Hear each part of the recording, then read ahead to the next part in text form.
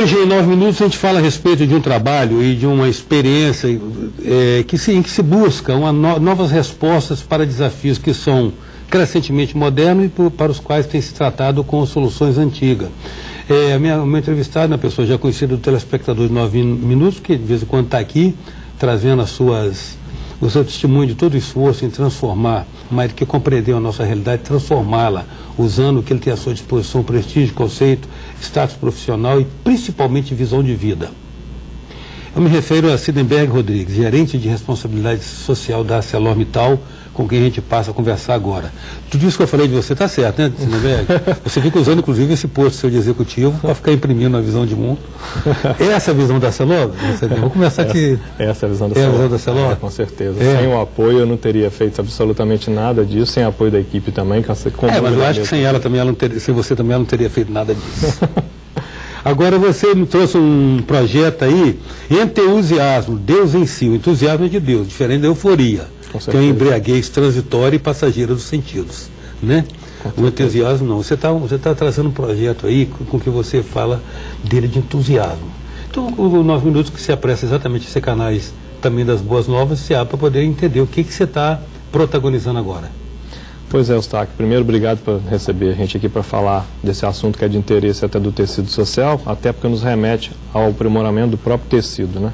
A gente se pergunta muito, como empresa, a gente tem se perguntado muito, qual é o sentido de uma empresa, né, qual é o papel da empresa, né, nesse atual modelo civilizatório que a gente vive, em que na crista do hipercapitalismo, em que você tem uma moldura, para não dizer os grilhões, de uma coisa chamada individualismo. E como é que a gente se posiciona com relação ao tecido social em que a gente se insere, tentando buscar, através da corresponsabilidade institucional, o aprimoramento desse tecido, e também levando essa mensagem de uma necessidade do arrefecimento do ímpeto individualista que o capitalismo perpetra, né?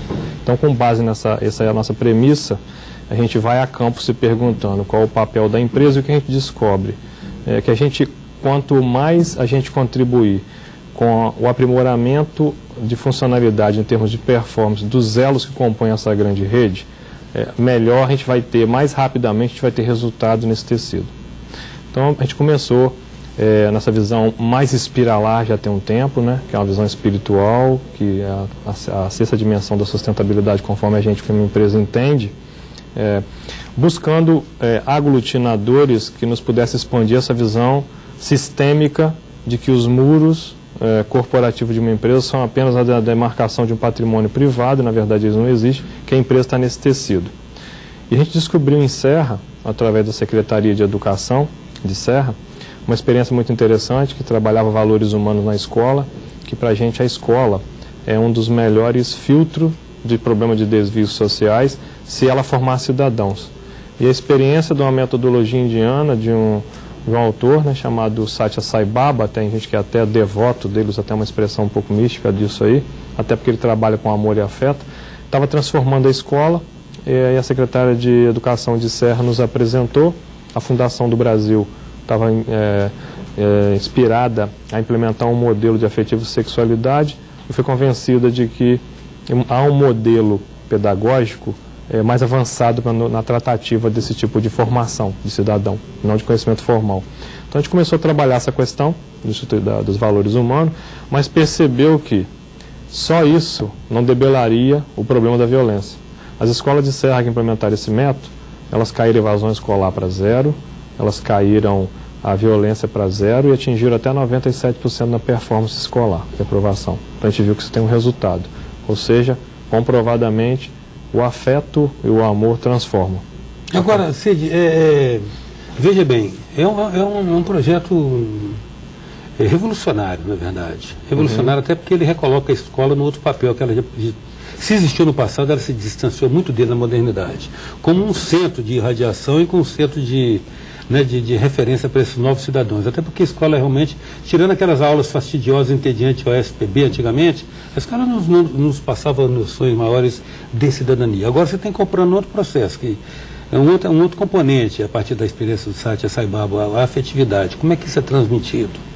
Tem uma metodologia toda específica que trabalha o que é o sentido maior disso, né? Trabalhar o afeto do professor do aluno, inclusive do aluno para com ele mesmo, através de métodos de meditação, respiração, não é místico, sim, isso é técnica, né? Fisiológico. Fisiológico, eu sei. Então, o aluno respirando e se concentrando, meditando e praticando todos aqueles métodos que a metodologia prescreve, ele recebe melhor a grade curricular formal, o que não acontece na realidade sem essa metodologia, a gente não observa isso.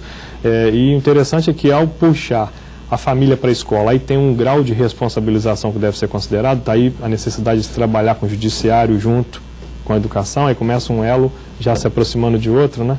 Aí você tem uma juíza de infância e juventude, doutora Janete Pantaleão, trabalhando com a responsabilização do pai como o responsável pelo filho na escola, assim também como é a corresponsabilização do Estado. Então se já aproximou dois elos. E aí a comunidade se aproximando da família e também da escola. Então ela é uma espiral, porque ela começa disseminando essa formalização de um método que se inclui a prática da meditação e da respiração antes de se adquirir o conhecimento formal e também traz a família e a comunidade para a escola. Em 9 minutos nós estamos conversando com o gerente de responsabilidade social da ArcelorMittal, Sinenberg Rodrigues. A gente volta já.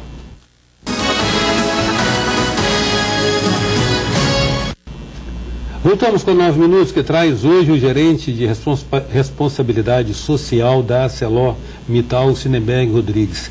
Sinenberg, nós estamos falando de um modelo pedagógico contextualizado, né? Existe uma gestão desse processo? Existe uma coordenação? Como é que isso ocorre? Então, na verdade, a gente estava falando da educação em valores humanos, que é dada em escola, falando da aproximação da família, do trabalho judiciário junto com a gente, aí tem também a Defensoria Pública e tem também a comarca do Ministério Público nesse mesmo método, né? E aí você pensa, se o aluno passar por isso e a despeito disso ainda cair num conflito com a lei, por exemplo, porque a gente está trabalhando aí o cidadão do futuro, a gente está trazendo aqui uma nova tendência também da vitimologia e da criminologia, que é a justiça restaurativa e a justiça terapêutica. Porque se o adolescente ou a criança acometer o conflito com a lei, ainda tem esse segundo filtro para tentar trabalhar pequenas causas através também de uma reflexão do infrator e também de um contato dele com a vítima, porque essas duas metodologias elas sugerem uma approach, né? uma abordagem muito mais colaborativa e dialógica do que punitiva, considerando que os crimes que acontecem no Brasil aí são em sua maioria patrimonialistas. Então esse contato vítima e agressor, o perdoar, essas questões todas, e um amparo legal disso, um amparo também terapêutico, porque a justiça terapêutica trabalha quando o infrator é também viciado, né? A droga caiu nas teias da droga, que a gente tem um problema médico e um problema de segurança e justiça, né? Então, se ele passar por isso, ainda cai nesse segundo filtro, né?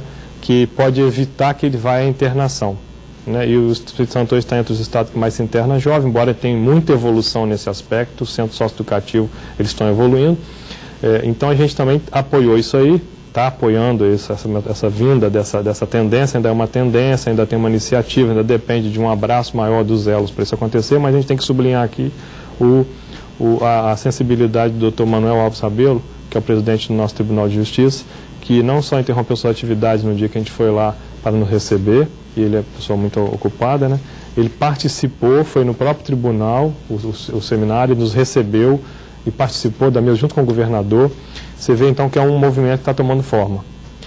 E se a despeito disso o jovem cair com um grande crime ou uma coisa que não for cercado por esse filtro da justiça restaurativa e da justiça terapêutica, ele ainda cair no senso socioeducativo, aí entra o modelo pedagógico contextualizado, que é uma iniciativa de resgatar o jovem e reintegrar ele na sociedade. A gestão disso tudo, que foi a sua pergunta, né? Não se tem um órgão responsável, né?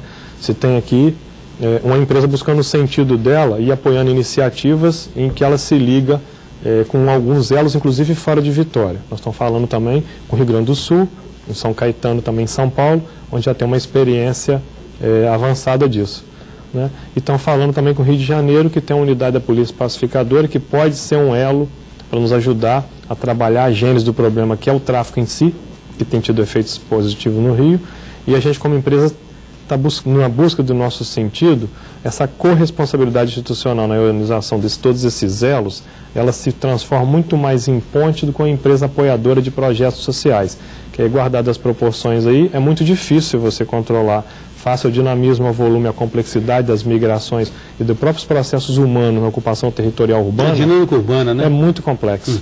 Então a gente como empresa... Instaura-se então esse novo conceito, ou seja, para a implementação da responsabilidade social, um conceito não substitui o outro, é necessário uma corresponsabilidade institucional. E você acha que nesse caso, na área pública, o setor público está atento e consciente da necessidade também do seu engajamento? O ponto mais positivo que a gente vê nisso tudo é que ao se criar essas pontes para todos esses elos, para a gente se enxergar inclusive como um deles, que a empresa ela tem um papel nisso, a gente percebe uma receptividade muito grande, como eu sublinhei aqui a participação do Tribunal de Justiça, a gente percebe também as comarcas, o Ministério Público muito engajado, a Defensoria Pública e outros tantos elos, né, o próprio IASES e UNES, o CSE, que é o Centro Socioeducativo Novo, o governo do Estado que esteve presente lá buscando. Finalmente, né, Eustáquio, eu acho que eu estou sentindo, assim, agora pessoalmente, muito maior receptividade das pessoas, porque descobrimos, né, que somos todos corresponsáveis por esse sistema, e que o pensar coletivo é o único capaz de nos fazer, assim, ter a certeza de que juntos somos mais e somos capazes de debelar esse grande ralo da degradação social, pelo qual seremos tragados se não trabalharmos, e o qual podemos equacionar se juntos atuarmos. E como pano de fundo, uma permanente luta para exorcizar o demônio do individualismo. Eu estou usando as palavras meio ásperas. Mas olha, esse ainda foi bom com adjetivo, porque realmente, como é que a gente observa hoje o capitalismo, né, a ideia de se ter lucro é você transformar lucro em postos de trabalhos novos, para a gente ter ocupação, mais gente trabalhando, né? A gente percebe que com a tecnologia a coisa não se transmuta numa verdade de igual proporção.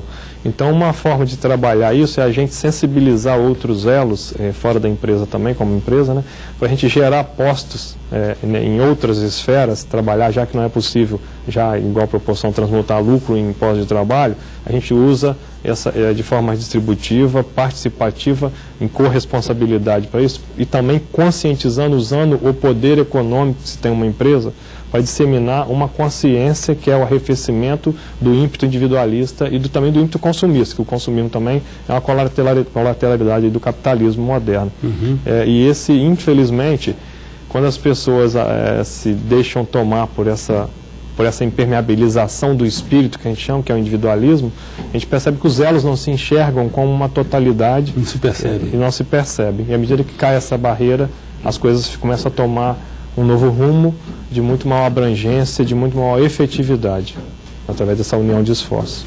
Cid, a gente só pode se congratular com você por estar promovendo, digamos assim, uma proposta de mudar conceitos, mudar ideias, mais do que mudar o modus operandi, né? Não se trata mais de projetos pontuais, aleatórios, eventuais, né? Trata-se agora de tentar plasmar uma mentalidade maior, capaz de produzir resultados mais profundos. A gente agradece a sua presença, claro que você coloca à sua disposição, quantas vezes você quiser vir aqui no 9 Minutos falar dessas ideias, vai ser um prazer para nós e, de uma certa maneira, uma honra para o programa também estar antecipando alguns conceitos que a gente sabe que são o futuro. Muito obrigado a você pela oportunidade de estar aqui, Eustáquio. Você também é um elo muito importante nisso. Eu gostaria de ver você reproduzindo esse tipo de coisa em outras esferas. Acho muito bacana estar compactuando e vou te dar um furo.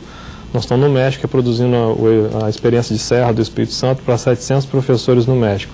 E o professor de Serra, que reproduz o modelo aqui no Brasil, a gente levou ele a Luxemburgo para ministrar o mesmo workshop que é dado para o professor de Serra, para reproduzir para a Europa, para a Ásia e para os outros países que estão envolvidos no nosso grupo, até pela essa questão do que o nosso grupo, quando vê uma boa prática num lugar, tem por hábito replicá-la em outros. O que é bom para o brasileiro é bom para o mundo. E aí está o Brasil e o Espírito Santo brilhando mais uma vez numa iniciativa como essa da educação em valores humanos, que por acaso vem da Índia. Não por acaso. Acho que não por acaso.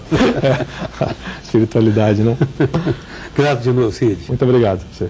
Em 9 Minutos, a presença do gerente de responsabilidade social da ArcelorMittal, Sindenberg Rodrigues. Até já. 9 Minutos. Oferecimento ArcelorMittal. Transformando o amanhã.